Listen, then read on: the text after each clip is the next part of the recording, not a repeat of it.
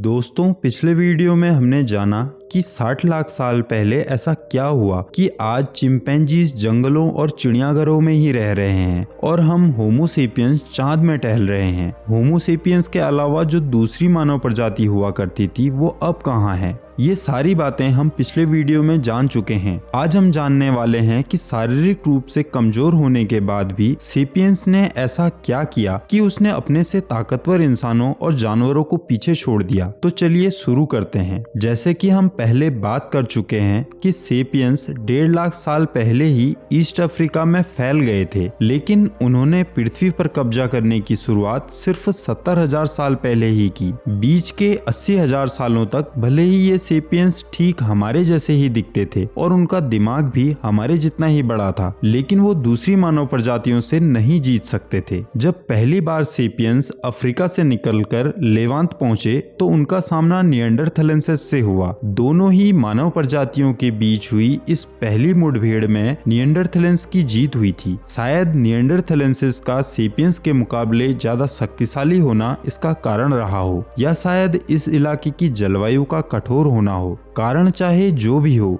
लेकिन लगभग 70,000 साल पहले होमो सेपियंस ने कुछ बहुत ही खास तरह की चीजों की शुरुआत की। एक बार फिर सेपियंस अफ्रीका छोड़कर निएंडरथैलेंसिस के इलाके में घुसे। इस बार सेपियंस ने निएंडरथैलेंसिस और दूसरी मानव प्रजातियों को न सिर्फ सेंट्रल एशिया से खदेड़ा बल्कि इस पृथ्वी से ही गायब कर दिया। इस छोटे से टाइम स्पान में सेपियंस यूरोप और ईस्ट एशिया में पहुंच गए। लगभग 45,000 साल पहले उन्होंने किसी तरह समुद्र पार किया और ऑस्ट्रेलिया जा पहुंचे। उस समय ऑस्ट्रेलिया एक ऐसा द्वीप था जहां पर इंसान अभी तक नहीं पहुंचा था। 70,000 साल पहले से 30,000 साल पहले के बीच की अवधि में ही नाव, तेल के दिए, तीर कमान और सुइयों का आविष्कार हुआ। इस टाइम स्पान में ही सेपियंस ने सोचने और कम्युनिकेट करने के नए तरीके जाने, जिस कारण इस काल को कॉग्निटिव रिवॉल्यूशन का युग कहा जा सकता है। इस क्रांति को किस चीज ने जन्म दिया ये हम अभी सही से नहीं जान पाए हैं, लेकिन जिस थ्योरी को सबसे ज्यादा मान्यता प्राप्त है वह कहती है कि एक्सीडेंटल जेनेटिक म्यूटेशन ने सेपियंस के दिमाग की इंटरनल वायरिंग को बदल दिया। यह म्यूटेशन निएंडरथैलेंसिस के बजाय सेपियंस के डीएनए में क्यों हुआ, इसे एक संयोग ही कहा जा सकता है। लेकिन इसकी वजह से सेपियंस ने जो भाषा बनाई उसमें ऐसा क्या खास था कि इसने हमें दुनिया जीतने के काबिल बना दिया। आइए इसी बारे में जानते हैं। यह पहली भाषा नहीं थी जो किसी प्राणी ने बनाई थी। हर प्राणी की किसी न किसी तरह की भाषा होती है। यहाँ तक कि मधुमक्खियों और चींटियों जैसे कीड़े भी अच्छी तरह से आपस में कम्युनिकेट करना जानते हैं, लेकिन वो केवल भोजन के ठिकाने के बारे में ही एक दूसरे को सूचित करते हैं। ग्रीन मंकी कम्युनिकेशन के लिए अलग अलग किस्म की पुकारों का उपयोग करते हैं। जूलॉजिस्ट ने इन्हीं पुकारों में से कुछ की पहचान की, जैसे कि सावधान गिद्ध, सावधान शेर। जब शोधकर्ताओं ने बंदरों के एक झुंड के सामने पहले तरह की आवाज की रिकॉर्डिंग बजाई तो सारे बंदर अपना काम रोककर डरे हुए ऊपर की ओर देखने लगे। जब उसी झुंड ने सावधान शेर की रिकॉर्डिंग सुनी तो वो फुर्ती से एक पेड़ पर चढ़ गए। ऐसे ही एक तोता वह सब कुछ कह सकता है जो इंसान कह सकते हैं। तोते भी कम्युनिकेट करने में कुछ पीछे नहीं है। इसके साथ ही वो फोन की घंटी, दरवाजे के जोर से बंद होने की आवाज और सायरन की आवाज भी निकाल सकते हैं। जब आवाज निकालने के मामले में हम तोते से आगे नहीं हैं, तो फिर हमारी लैंग्वेज में ऐसा क्या खास है? इसका जवाब है कि हम आवाजों को जोड़कर वाक्य बना सकते हैं। इस तरह हम अपने आसपास की दुनिया के बारे में सूचनाएं एक दूसरे को शेयर कर सकते हैं। एक हरा बंदर अपने साथी बंदर से सिर्फ ये कह सकता है, सावधान शेर, लेकिन एक आधुनिक मानव अपने दोस्त से कह सकता है कि उसने आज सुबह नदी किनारे एक शेर को हिरण के झुंड का पीछा करते देखा। इस सूचना के साथ इंसानों का झुंड आपस में शेर को भगाने की योजना बना सकता है। एक दूसरा अनुमान है कि हमारी लैंग्वेज गप्पे मारने के नए तरीके के रूप में विकसित हुई। हम मनुष्यों के लिए शेर और हिरण के ठिकानों के बारे में जान लेना काफी नहीं था। उन्हें ये जानने में ज्यादा इंटरेस्ट था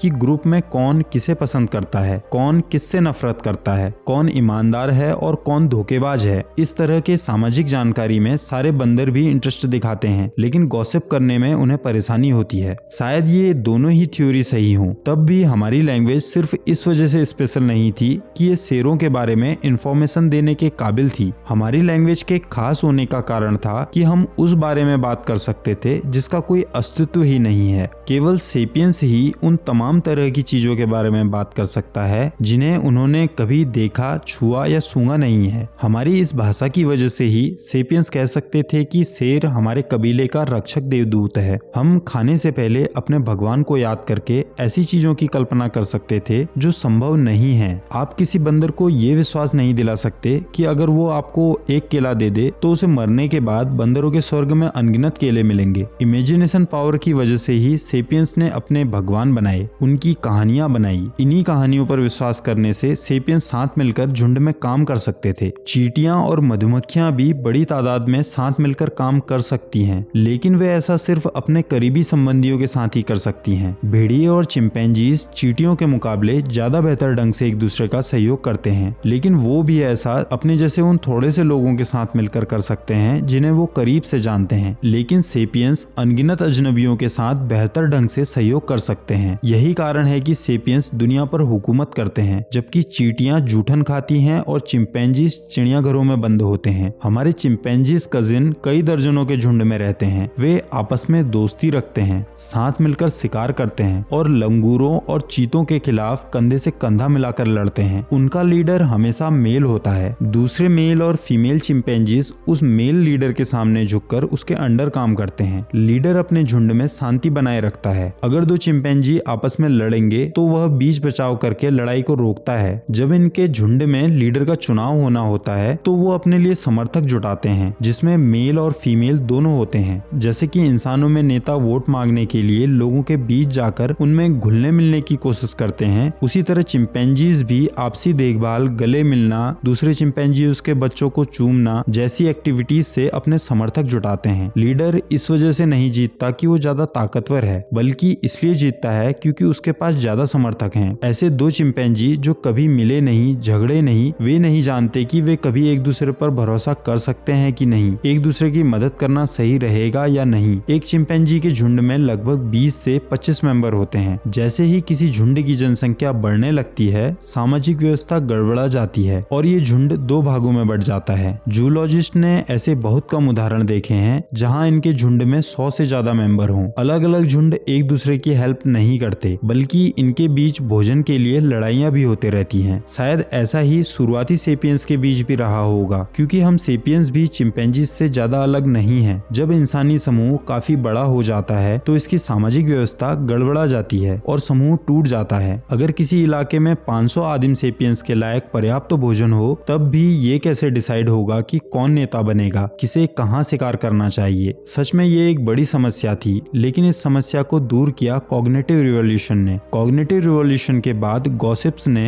होमो सेपियंस के ज्यादा बड़े और स्थायी समूह तैयार करने में मदद की, लेकिन गॉसिप्स की भी अपनी लिमिट होती है। सोशल रिसर्च से ये बात सामने आई है कि गॉसिप से बधे ग्रुप्स का स्वाभाविक आकार लगभग 150 लोगों का ही होता है। ज्यादातर लोग 150 से ज्यादा लोगों से न तो आत्मीय ढंग से परिचित हो सकते हैं और न ही उनके बारे में गॉसिप कर सकते हैं। आज भी मनुष्य के ग्रुप्स का आकार इसी मैजिकल नंबर के आसपास घूमता है। बिना किसी नियम कानून के 100 लोगों का ग्रुप आराम से रह सकता है। एक छोटा family run business board of director, CEO और अकाउंट डिपार्टमेंट के बिना टिका रह सकता है, लेकिन जैसे ही ये 150 लोगों से ज्यादा बड़ा होने लगता है तो फिर ये ठीक ढंग से काम नहीं कर सकता। आप 1000 सोल्जर्स की टुकड़ी को उस तरह नहीं चला सकते जिस तरह आप 100 लोगों की टुकड़ी को चला सकते हैं। सदस्यों के बढ़ने से फैमिली रन बिजनेस चौपट हो जाते हैं, लेकिन होमो सेपियंस इस 150 के मैजिकल नंबर को कैसे पार कर सके, जिससे वो अब हजारों लाखों लोगों से भरे शहर और करोड़ों की जनसंख्या के राज्य को चला रहे हैं। इसका सीक्रेट है इमेजिनेशन। एक जैसी धारणा पर विश्वास करने से बड़ी संख्या में अजनबी लोग आपस में साथ मिलकर काम कर सकते हैं, चाहे वो धर्म हो, भगवान हो, संविधान हो। दो कैथोलिक जो कभी नहीं मिले साथ मिलकर धर्म युद्ध पर जा सकते हैं या किसी हॉस्पिटल के लिए चंदा दे सकते हैं, क्योंकि वे दोनों ही विश्वास करते हैं कि भगवान ने इंसान के रूप में अवतार लिया था। आदिवासी लोग भूत प्रेत और आत्माओं में विश्वास करते हुए रात को आग के चारों ओर भीड़ में नाचते हैं, क्योंकि ये उनकी सामाजिक व्यवस्था है। लेकिन हमारी आधुनिक व्यवस्था भी तो ठीक ऐसे ही काम करती है। आपको ये बात अजीब लग रही होगी, चलो इसे एक एग्जाम्पल से समझते हैं। आजकल आपको हर जगह मोबाइल में, लैपटॉप में कटे हुए सेब का लोगो दिख जाएगा। आप सब इसे अच्छे से पहचानते हो। ये एप्पल का लोगो है। इस कंपनी की शुरुआत आज से लगभग 47 साल पहले हुई थी। आज इस कंपनी में लगभग 1.5 लाख लोग काम काम करते हैं, जिनमें से ज्यादातर लोग एक दूसरे के लिए पूरी तरह अजनबी हैं। अगर आपसे पूछा जाए कि एप्पल कौन है, क्या इसे छुआ जा सकता है या इसे देखा जा सकता है, इसे खत्म किया जा सकता है, हम ये कैसे कह सकते हैं कि एप्पल का कोई अस्तित्व भी है? क्या कई सारे आईफोन एप्पल हैं? अगर सारी दुनिया के सारे आईफोन और मैक जैसे सारे डिवाइस को जला दिया जाए तब भी एप्पल खत्म नहीं होगी। ये नए डिवाइस बनाना जारी रखेगी। कंपनी के अपने फैक्ट्री, मशीन और शोरूम हैं जिनमें बहुत से कर्मचारी और अधिकारी काम करते हैं, लेकिन ये सब भी एप्पल नहीं है। ये सब लोग जॉब छोड़ भी दें तब भी एप्पल काम करती रहेगी, नए कर्मचारी रख लेगी, नई फैक्ट्री खरीद लेगी। तो क्या इसका मतलब हुआ कि एप्पल अमर है? इसका जवाब है नहीं। अगर कोई जज कंपनी को बंद करने का आदेश दे दे तो एप्पल वहीं पर खत्म हो जाएगी। सीधे शब्दों में कहा जाए तो एप्पल या कोई भी और कंपनी हमारी सामाजिक कल्पना की उपज है। कानूनी भाषा में इसे लीगल फिक्शन कहा जाता है। यह कोई भौतिक वस्तु नहीं है जिसे छुआ जा सकता है, लेकिन एक लीगल अथॉरिटी के रूप में इसका अस्तित्व है। ठीक आपकी और मेरी तरह यह भी उस देश के कानून से बधी है जिसमें ये काम करती है, ये टैक्स भरती है और इस पर मुकदमा चलाया जा सकता है। स्टीव जॉब्स ने अपने 2 दोस्तों के साथ मिलकर एप्पल की स्थापना ठीक वैसे ही की जिस तरह पुरोहितों और ओझाओं ने समूचे इतिहास के दौरान देवताओं और दानवों की स्थापना की। जैसे कोई पुजारी नामकरण संस्कार के द्वारा किसी का नामकरण करता है, उसी तरह एप्पल ने अपने देश के लॉ के हिसाब से वकील की मदद से एप्पल का नामकरण किया होगा, जो कि इस फिजिकल वर्ल्ड में मौजूद ही नहीं है। शब्दों से कल्पना करने की काबिलियत ने अजनबियों को बड़ी तादाद में एक दूसरे के साथ कारगर तरीके से सहयोग करने में काबिल बनाया, लेकिन इसने कुछ और भी किया। चिंपैंजियों की एक आनुवंशिक प्रवृत्ति होती है कि वे एक झुंड में रहते हैं जिनका मुखिया मेल होता है, लेकिन इनसे करीबी रिश्तेदारी रखने वाले बोनेबो प्रजाति के चिंपैंजी का मुखिया फीमेल होता है। मादा चिंपैंजी अपने बोनेबो रिश्तेदार से सीख लेकर फेमिनिस्ट नहीं बन सकती। नर चिंपैंजी संविधान सभा में एकजुट होकर प्रधान नर के पद को समाप्त नहीं कर सकते कि आज के बाद हर चिंपैंजी को बराबर का दर्जा मिलेगा। ऐसा तभी हो सकता है जब इनके डीएनए में अचानक से कोई बड़ा चेंज आ जाए। 20 लाख साल पहले ऐसा ही एक जेनेटिक चेंज होमो इरेक्टस के रूप में सामने आया। इन्होंने पत्थरों के औजारों का आविष्कार किया। उसके लगभग 20 लाख सालों तक इनके ऊपर कोई अगला जेनेटिक चेंज नहीं आया, लेकिन कॉग्निटिव रिवॉल्यूशन की वजह से सेपियंस अपने व्यवहार में तेजी से बदलाव लाने में काबिल हुए। उन्होंने अपनी अगली पीढ़ी को यह बदलाव ट्रांसफर किए, जिसके लिए उन्हें किसी डीएनए चेंज की जरूरत नहीं पड़ी। यह सेपियंस की सफलता की एकमात्र कुंजी थी। अगर एक निएंडरथैलेंसिस और एक सेपियंस के बीच लड़ाई होती तो निएंडरथल शायद सेपियंस से जीत जाता, लेकिन 100 लोगों के बीच की लड़ाई में निएंडरथैलेंस के जीतने की कोई संभावना नहीं थी। निएंडरथैलेंसिस शेर के ठिकानों के बारे में जानकारी बांट सकते थे, लेकिन वे शायद आत्माओं और देवताओं के किस्से नहीं सुना सकते थे। हम किसी निएंडरथैलेंसिस के दिमाग में घुसकर ये नहीं जान सकते कि वे कैसे सोचते थे, लेकिन वैज्ञानिकों को मिले सबूत के अनुसार निएंडरथैलेंसिस व्यापार नहीं कर सकते थे, लेकिन सेपियंस व्यापार करते थे। न्यू गिनी के नॉर्थ में न्यू आइलैंड में रह रहे सेपियंस के समुदाय खास तरीके के तेज धार वाले औजार बनाने के लिए ऑब्सिडियन नाम के ज्वालामुखी कांच का इस्तेमाल करते थे, जबकि न्यू आइलैंड में ऑब्सिडियन का कोई कुदरती भंडार नहीं है। प्रयोगशालाओं में किए गए प्रयोग से ये बात सामने आई है कि उनके द्वारा इस्तेमाल किया गया ऑब्सिडियन 400 किलोमीटर दूर स्थित एक द्वीप न्यू ब्रिटेन से लाया गया था। शायद इन द्वीप के कुछ लोग अच्छे नाविक होंगे जो लंबी दूरी पर स्थित एक द्वीप से दूसरे द्वीप के बीच व्यापार करते होंगे। सेपियंस के सारे बिजनेस नेटवर्क इमेजिनेशन पर आधारित थे। व्यापार बिना भरोसे के कायम नहीं किया जा सकता और अजनबियों पर भरोसा करना बहुत मुश्किल होता है। आज के जमाने में व्यापार सेबी और आरबीआई जैसी सरकारी संस्थाओं की कल्पनाओं पर आधारित है। किसी आदिवासी समाज के 2 अजनबी जब व्यापार करना चाहते होंगे तो वे अक्सर एक जैसे भगवान या किसी एनिमल सिंबल के नाम पर आपसी भरोसा विकसित करते होंगे। व्यापार की ही तरह निएंडरथैलेंसिस और सेपियंस के शिकार करने के तरीकों में भी अंतर था। निएंडरथैलेंसिस अकेले या छोटे समूह में शिकार करते थे। दूसरी ओर सेपियंस ने ऐसी तकनीक विकसित कर ली थी जो दर्जनों लोगों, यहाँ तक कि बहुत सारे ग्रुप्स के बीच आपसी सहयोग पर निर्भर करती थी। जब सेपियंस को जंगली घोड़ों के झुंड को घेरना होता था तो वह उन्हें किसी संकरे रास्ते में खदेड़ देते थे, जहां पर एक साथ उनका शिकार करना आसान हो जाता था। आर्कियोलॉजिस्ट ने ऐसी कई जगहों की खोज की है जहां पर इस तरह से सेपियंस द्वारा हर साल जानवरों को मारा जाता था। जब निएंडरथैलेंसिस ने सेपियंस के इन बूचड़खानों को देखा होगा तो सीधी सी बात है, उन्हें खुशी तो नहीं हुई होगी कि कोई बाहर से आकर उनके इलाके में घुसपैठ कर रहा है, लेकिन वो कर भी क्या सकते थे। 50 निएंडरथैलेंसिस 500 चालाक सेपियंस के सामने कुछ भी नहीं थे। अगर सेपियंस पहली बार हार भी जाते तो वो अगली बार नई योजना बनाकर फिर से वार करते, जिसके दम पर अगली बार जीत उन्हीं को मिलती थी। कॉग्निटिव रिवॉल्यूशन ने होमो सेपियंस को अपने चारों ओर की दुनिया में सूचनाओं को बड़ी संख्या में फैलाने की एबिलिटी दी। इसने जटिल कामों की योजना बनाने की एबिलिटी दी। इसने 150 लोगों तक के बड़े समूह बनाने की एबिलिटी दी। कॉग्निटिव रिवॉल्यूशन ने ही ऐसी चीजों के बारे में सूचना को प्रसारित करने की एबिलिटी दी जिसका अस्तित्व ही नहीं है। इसकी मदद से ही सेपियंस ने सबको पीछे छोड़ते हुए इस पृथ्वी पर अपना राज कायम किया। लेकिन कॉग्निटिव रिवॉल्यूशन के बाद क्या हुआ,